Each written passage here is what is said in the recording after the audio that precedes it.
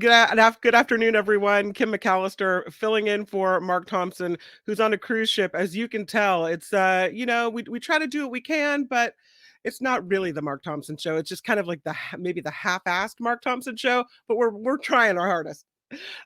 So Michael Shure, of course, our wonderful journalist, a friend, Friday guest, got waylaid in an airport, and I have him. He's in a hotel in the middle of the country. Let's bring in Michael Shure, everybody. Michael Shure, welcome to the Mark Thompson Show. Hi. Good to be here. Well, not good to be right here. I'd rather be home, but fine to be here and happy. Yeah. So what are you doing? Where are you in the world? Well, I'm not quite in the middle of the country. I'm in the middle of Arizona. Okay. I was in Iowa, so I was in the middle of the country, and the plane missed a connection, and I had to spend the night here because there was no plane to get onto to go home. But it's fine. I travel Okay. all the time, and this doesn't happen that often. All right. So you were in Iowa, and were you with the Trump? Yeah, Yeah. for a little bit, I spent a little time outside of his event, and he had an event in Coralville, which is near Iowa City, which is home to the University of Iowa, Mhm. and we went out there and talked to the people that were there, listened to what the former president had to say, and a couple of interesting interactions, let's say. Mhm. Was it a lot like a Trump rally where you just hear the craziest things, or were there people there that were a little more thoughtful? I haven't run into the thoughtful. When I should say I haven't run into the thoughtful, there are people there who believe in I didn't specifically run into them this time, but there are people that you do see at these rallies who, just don't like anything having to do with politics and Right. like Donald Trump because he is the anti-politician. And Mhm. if there's one reason to, and I don't, judge a reason, but if there's one compelling reason to support somebody like Donald Trump, Mhm. it would be for that. That does make some sense. But when you go deeper with most of these people, it goes away from that a little bit, and it goes toward a different kind of conversation about what they believe and don't believe, and who they think he is, and Yeah. in contrast to who he has proven himself to be. So. I was reading this CNN article tonight about um, Trump having a big lead in Iowa, but possibly women in Iowa looking at different candidates, and they may pull off a bit of a surprise, especially women who feel that their rights have been taken away, or women in the middle of the country who are used to good manners. And I was reading this one quote from this woman who was interviewed, and she said, that she felt bad for her liberal friends when Trump was president. And she said, I voted for him twice, but I felt like I saw my liberal friends being legitimately scared. And she said, I didn't like the way his manners, his mannerisms, and the way he acted. That I wished he could have done what he did for small business, she said, but done it more quietly. And so maybe there's going to be a surprise. Maybe women in Iowa will shake things up. Perhaps. I mean, in some of these, you can write the day after speeches of so many of these candidates going into any Iowa caucus, right? I mean, so Nikki Haley will presumably finish in second place, and she will turn second place into a victory. And she will say, we actually won tonight. The former president won. Mhm. We've been on the ground here, and people came out and really catapulted us to what we think is a victory, right? Mhm. What you can do out of Iowa, it's a launch pad to other places if it works, and if it doesn't, which it often doesn't, then it doesn't really decide very much. I think that Donald Trump has pulled over 50% there. You hear people say these sorts of things, and kudos to reporters looking for those types of voters who have a different take on it in a Mhm. Republican caucus in Iowa. And this person said she voted for him twice, and she feels badly. Okay, and she doesn't like his style. Mhm. You maybe took a shot at him in the first vote with the first vote. You may not have liked Hillary Clinton. You voted for this person whose style you didn't like, but substance you did. By the second time, and your liberal friends are scared, uh, Mhm. then you have to take stock of how things are, and Yeah. maybe not make that second vote. The fact that you have a third shot at it now in a primary, it means that you're going to maybe look for somebody else. These women, all three of them, seem to be favoring Nikki Haley there. We'll see. We'll see what a difference it makes. But it doesn't really matter. If you finish second in this caucus, you're going to say we actually won. So Trump goes to Iowa, and he stands up on stage, and every time his mouth opens, some type of falsehood emerges. And that was the case in Iowa, where he started talking about the price of gas and was incorrect, but it's not likely that he'll be called on that in a national way. No, I mean, it isn't. I mean, he's speaking to his story isn't national quite yet, right? He doesn't Mhm. have the nomination. It's not the eve of the caucus. We have wars going on. We have impeachment being teased on Capitol Hill, and we have Christmas coming. So people aren't parsing every word that the former president's saying now. However, I was in Iowa today. I filled my tank of my rental car, and it was $2.69 a gallon. And it was just miles from where the former president said that gas is, $4, $5, $6, $7, $8 a gallon in this Mhm. country. So there's a disconnect there.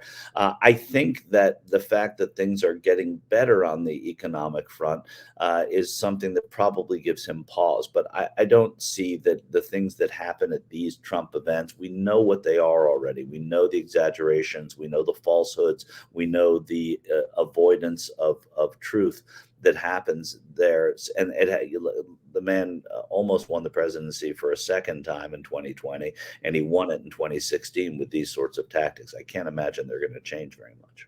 Most interesting thing you heard in Iowa?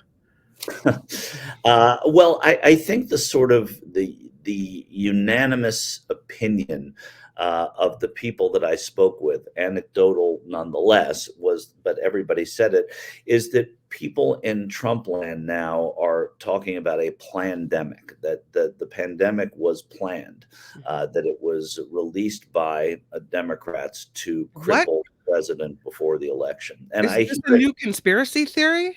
Well, I don't know how new it is, but I've heard it at different times Rooted throughout. in what and based in what? On what? Based that was research that was being funded by Anthony Fauci, Dr. Fauci, Oh God. and it was released in China. The research labs allowed it out in Wuhan, and it was done so as to cripple Donald Trump. But you challenge them on this, and they do believe these things. And there's a level of gullibility which is both sad and frightening at the same time.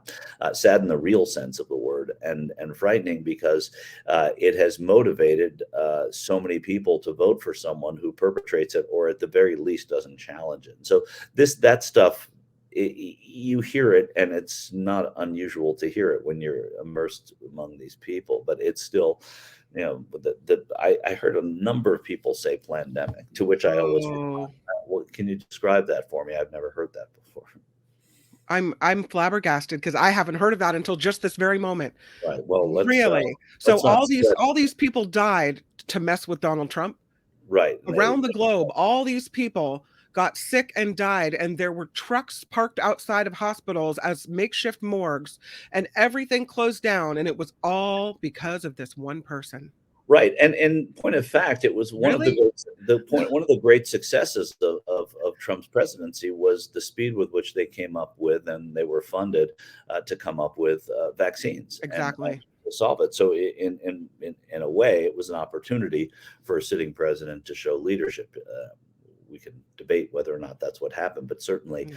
the speed with which they came up with the vaccine, and I think if it took a long time, we would criticize the president for that. And since it came up pretty quickly in perspective, I think that you have to say that they did a good job with that part of it all. So it created an opportunity. First of all, that's not what happened. The facts do not bear that out in Right. any way, shape, or form.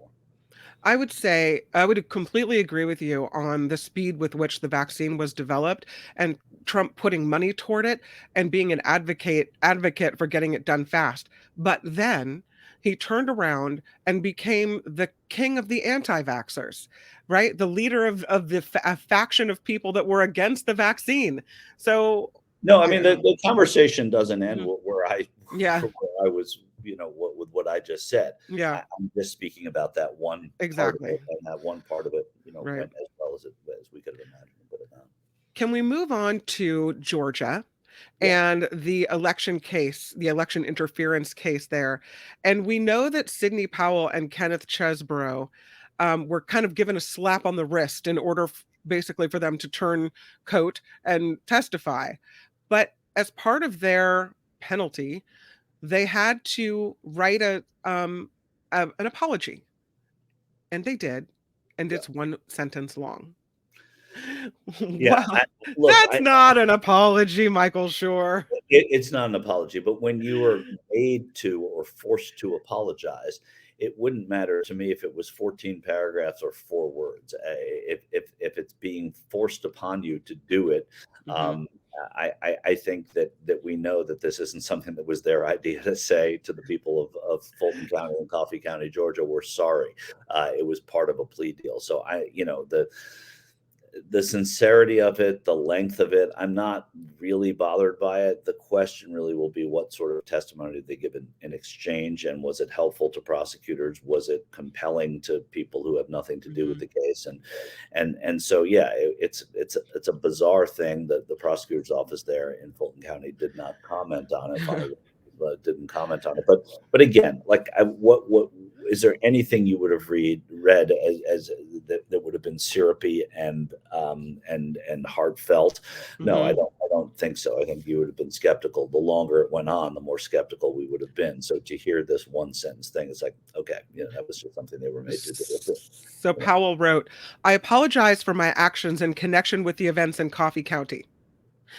right. Okay. Chesbro wrote, "I apologize to the citizens of the state of Georgia and of Fulton County for my involvement in count 15 of the indictment." The end. I'm Yeah. sorry. If I But what you're forgetting is you said Powell wrote and Chesbro wrote, right? Yeah, Powell's lawyers wrote and Chesbro's lawyers wrote, right? right, right. Even though they're both lawyers, they're people that are being very, very careful. The more you say in something like this, Yeah. I'm sure they have limited immunity for some of these things. And uh, again, I don't know that for a fact, so I shouldn't Mhm. speak and say I'm sure of it. I would guess that they have I would limited guess you're immunity, right. and that limited immunity, probably the more they said, the more trouble they could get Yeah. in. I just made me think of sometimes if my children do something wrong, I will require them to write an apology to a teacher, to somebody at school, to whatever has happened. And if they Yeah. came to me with this bunch of baloney, I would say, "I'm sorry, try again." Right, Okay. but by the same token, your children are at the age where they're learning that these are Learning and yeah, it's true. these are people in their 50s and 60s who are being told what to do at Yeah, that age. I just don't. Whatever they had written, I think most people would have looked at somewhat they're not skeptically. really sorry. They didn't Exactly. mean it Or anyway. either they're not Mhm. sorry or they are sorry, but it doesn't matter what they're writing on the paper because nobody's Right. going to believe it anyway. So, So let's go to the impeachment inquiry. President Biden is officially being investigated by Congress in this impeachment inquiry, and it seems to be really based on revenge and not fact. yeah, I mean, I think that we can see that. I think there's some chance we're never going to have a president who isn't impeached going forward because of the state of division we're in. And say that kind of jokingly, but I'm not, there's still a percent of me that believes that that's the case. Right. So it diminishes the value of impeachment, which is an important reprimand and the only legal strokes that the Congress has to get rid of somebody. But by the same token, if you look at what this is, they presented no evidence, right? And it's very hard. It's going to be very hard to convince the American people that this is anything else but revenge. It helps the Trump people because we know whenever he's, in seeing this sort of thing happen, the people that support him love this kind of stuff, even if it is baseless or, as far as we know, baseless. But the Republicans on in the House are saying, well, this is part of the fact finding mission. We are not putting a vote to impeach right now, and then you're going to have a lot of Republicans who are not at the far end of the Freedom Caucus who are going to be asked daily by the media, do they support impeachment? And the longer they go, it's going to be hard for some of them, I would imagine, to support impeachment. Hunter Biden this week gave a press conference, kind of a surprise press conference, and said, I will defy this congressional subpoena to testify as long as you're forcing me to do it in private because you manipulate my words. Now, if you let me do it in public where everyone can see exactly what I said and you guys can't pop out afterward and, say all these things that I said that I didn't, that's one thing. But if you're going to make me do it in private, I'm not going to play your party game. Yeah, I get that tactic, and I think it's probably a good tactic. It could result in some sort of contempt, but because he's saying that he would do it if the circumstances were different, I don't know if that counts as contempt. So I think it's probably a good legal play by his team and by Hunter Biden. And look, I mean, you have this Hunter Biden stuff going on. He is being indicted, right? I mean, you cannot. Yeah. That it's a Democratic president and under whose administration the Justice Department is the stewardship of the Justice Department happening under a Democratic president. There's no pushback and no blocking. And they've indicted the president's son on 9 different counts on top of the gun charges that he was already Yeah. indicted for, firearms charges. So it's a pretty impressive thing to see happen from the home team onto one of the home team players. I was reading an article about the former prosecutor on the Hunter Biden case who said she received threats and she was harassed. I guess at this point, we shouldn't be surprised that No. anyone involved in one of these legal cases is going to be the target. But her name is Leslie Wolf. She said she was the target of right wing criticism after IRS whistleblowers complained that the Justice Department was really slow walking this Hunter Biden case, is what people thought. And there were complaints about that. And the minute that came out, open the floodgates. Here comes the threats. Yeah. No, it's and that's like you said, Kim. That's the sort of thing that just happens almost by default now. Whenever there is something that can be seen as partisan, or that people don't like, here come the threats. So it's kind of a new normal that may recede at some point when Hmm. some people recede, but I don't know that it's going to go away entirely. But again, Yeah. I think that the point that you have to underscore here is the fact that whether it was slow walked or not, we are 2.5 years into a presidency, more than 2.5 years into a presidency, and in that time, the president's son has been indicted Yeah. multiple times. And, a lot of people think that those are specious indictments, but nonetheless, it's happening. So I Right. think it's sort of beyond reproach. Something else happening in Washington, D.C. The Republicans apparently are checking out, and going on their holiday break, even though they were told, listen, you guys need to stick around and follow up on the emergency spending bill that will give assistance to Ukraine. There were major immigration reforms they're trying to tie to this as well. But apparently, the word is they delayed the start of the holiday break Thursday to allow more time. But a lot of them just left, and the GOP controlled House recessed, and they're not scheduled to come back until January 9th. Yeah, members are going to member. I think that Bye bye.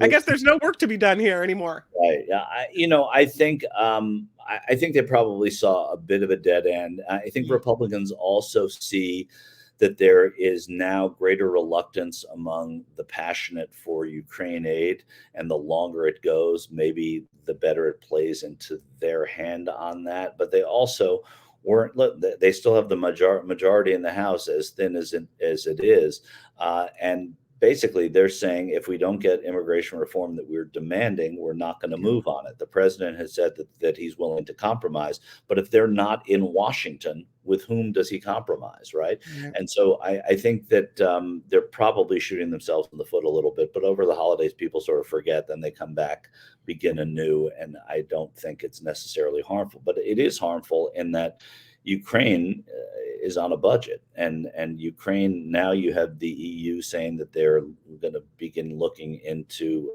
adding Ukraine and Moldova to the European Union, and I'm sorry, to NATO, not the EU, to Mhm. NATO, and that happening right now is an important, almost retort to the Republicans in Congress, because I think the way I read into it anyway, it means that they're going to get support from other places, which helps Republicans who don't want to give the money. But it's, we all know where most of the bulk of that spending is going to come in protecting Ukraine. I do think that it's going to probably hurt in the long run, but only a very little bit. Do you think that Nikki Haley, to change topics, has that there's any thought by women that this could be the first female president of the United States? Does that give her a bump in any way, or is it more detrimental to her performance? I think the one time we've seen that that there was not this sort of united, I would guess, caucus of womanhood that came Mhm. out for Hillary Clinton because Yeah, she was a woman. It didn't really cross boundaries. And as a matter of fact, many Democratic women didn't want to vote for her. And that may just be that she was the first serious female candidate for the presidency. But I think that what you run into with Nikki Haley is that Oppo research isn't being spent on her by the other party, right? It's being spent right. on her by Republicans now. And so it's not the kind of Oppo that would hurt a female candidate. When you see where she has been, both as governor and former governor of South Carolina, on the issue of abortion, for example, which we have seen now repeatedly matters to women of all parties and of all political stripes. When they see where she was in a very restrictive way as a governor on abortion, I think that's going to hurt her with women more Yeah. than going to help her just because of her gender. Yeah. I was reading an article about progressive voters pulling away from President Biden for a number of reasons. First of all, the possible changes in immigration policy at the border, and also the stance with President Biden's administration supporting Israel. A lot of people are thinking that's not the way they want to see America go. And so, because of that, in key demographics that were Biden supporters all the way, he may be feeling a little bit of pushback. Now, I don't know how someone who's progressive really votes for anybody other than Biden, if only to make sure that a Trump doesn't get back in. But that's what I'm hearing. Well, I mean, the young voters typically don't vote, and they're the most vocal against, older established people in politics. Hmm. When I say they don't vote in the numbers. Hmm. Many millions of them do vote, thankfully, and they vote in both parties, and they're active, and certainly their voices are heard. But it's a depressingly low number of people who are young voters who do vote in the 18 to 25 range. What you have, though, is like you just said, Kim, is where are these voters going to go? I mean, Right. who are they going to go vote for? They're not going to vote for Donald Trump. They may sit it out. They may, I think if you look in totality, and I think the Biden people are going to be able to do this, and I think Bernie Sanders will help, and others will help as well. Is they're going to talk about what he has done as a presumed moderate president, somebody who Hmm. was looked at as a moderate senator for many years, even though at the time he was looked at as a liberal lion, even for a moment, on some social issues. That they're going to see that his record was far more progressive than anybody had anticipated. And Yeah. Israel has been taken on by progressives for some reason. They've taken a side against a sort of vocal side against Israel now. And I say for some reason, there's a lot of killing and murdering and war going on. And when you see how it's being perpetrated, a lot of people take umbrage at it, but they overlook some of the other parts of it as well, which is, Hmm. and I think Biden has tempered his stand and has told Israel that they've got to go a little slower as well. So Hmm. uh, I don't know where they're going to go. I just don't know where those voters go. No, unless they're voting for RFK Jr. or who was the other person that was trying to get on the Florida ballot? Is it Dean Phillips or Well, someone? Dean Phillips, Frank Uger, Marianne Williamson, there are people Yeah, running, but there's not really a place for them to yeah. go. And it's not productive to the Mm-mm. issues that matter to them most. If there was Because it real, splits the vote, right? And then well, yeah, what you yeah. progressives as opposed to conservatives, and Christian conservatives specifically, are they always let the perfect get in the way of the good. And on the other side, they don't do that. They don't let the perfect get in the way of the good. They say, all right, somebody like Donald Trump, we will hold our noses on all of the things we know inside and we have seen publicly that he has said and done, and how he is not a picture of, a Christ following candidate. And then we'll vote for him. We'll support him in big numbers. And then we'll get 3 Supreme Court justices. Seems to work on the other side, and progressives should take a little bit of a lesson from that. I've heard that from Republicans who say, you know what, I don't like Trump, but I like his policies.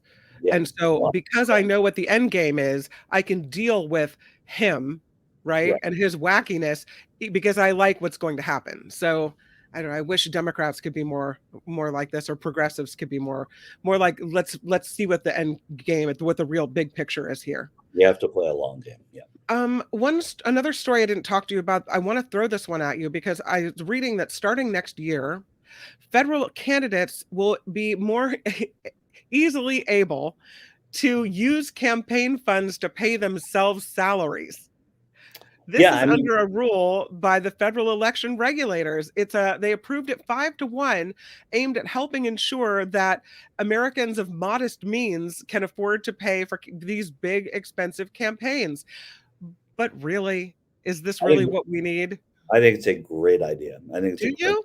Yeah, absolutely. If you're a shoemaker and you have to go to work and you're running a shop, and if you don't, put soles on people's shoes, and you cannot afford to run and do a very expensive thing, which would take 4 months away from work, or in a primary, even longer if you make it to the general, and you can get a stipend from your campaign, I think it's totally appropriate. I mean, you should not have to quit your job to run for Congress, or to run for mayor, or to run for Senate. Right. It is. And so I think it does level a playing field. You have a billionaire class in the United States Senate, or certainly a millionaire class at the very least in the United States Senate. And it makes it a prohibitive thing to get into if you are someone of modest means. So I have no problem with it. If we have unlimited, corporate PAC money going into campaigns, and we have, $2,600 maximums for many, many people to give to a congressional campaign, for sure, that person should be able to give themselves, $500 a week or whatever it is to be a candidate.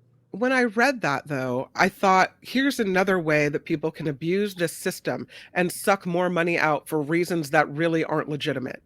Well, right, but it's public. So if you pay yourself $50,000 a month, that's a public disclosure, and you're going to have to answer to voters for that. But if you give yourself $500 a week because you're running for Congress, and you can't be a waiter, or you can't be, a bellhop, or whatever the hell it is, absolutely you should be able to do that. All right, Michael Shure, thank you for checking in from your darkened hotel room in Phoenix. Sorry about the lighting. No, it's good. It's an evening ambiance. Thank you for that, because I know that we all wanted to see you, and if you hadn't done it then, we would all miss you when this show airs. So very, very grateful that you did it, and I hope that you make it home safely tomorrow. Thanks so much, Kim. We'll see you. Get your flight out and get everything situated. So thank you so much. All right. Goodbye. It's Michael Shure, everybody. See if I can get your applause. Can't go out without the applause. There it is. Yeah, I Thank you. Thank you for coming on the Mark Thompson Show. Michael Shure. We'll see you later. Albert, it's the end of the year, and we reflect back on a year where we have begun this project, and now it's matured to a place that you have to be like a proud papa. You're one of the big forces as part of this show. Yeah, I set that bar pretty low, though, to be honest, and I think we've significantly surpassed that bar. So I think I might have to reflect on this new year. Oh yeah, how high that bar should be set. You may bring the bar down even lower in the new year, is what you're saying? Yeah. Albert, thank you. We made it pretty tough for ourselves here, Mark. 18,000 subscribers, and who knows how many we'll have for next year. Yeah. It's kind of interesting because most people set a bar higher for themselves in the new year. They have those resolutions, So you'll show up earlier, focus harder, be more enterprising. Those are none of the things that really apply in your case, do they? I mean, it's kind of depressing when you don't reach that bar. So when you actually do surpass that bar, it's a lot more encouraging person. I see. So you're kind of emotionally cocooning yourself from any failure is what you're doing. Exactly. I like to shield myself from the burdens of not Albert, thank you. failing expectations. As a huge sports fan, we all have huge expectations, and I'd like to not be disappointed in myself like I am for my sports teams, Mark. Albert, Happy New Year, and thanks for everything.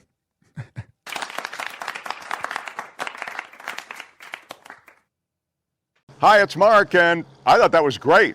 Hit the notification bell, you'll know whenever there's a new video being dropped, and please subscribe to our channel to help us save the universe.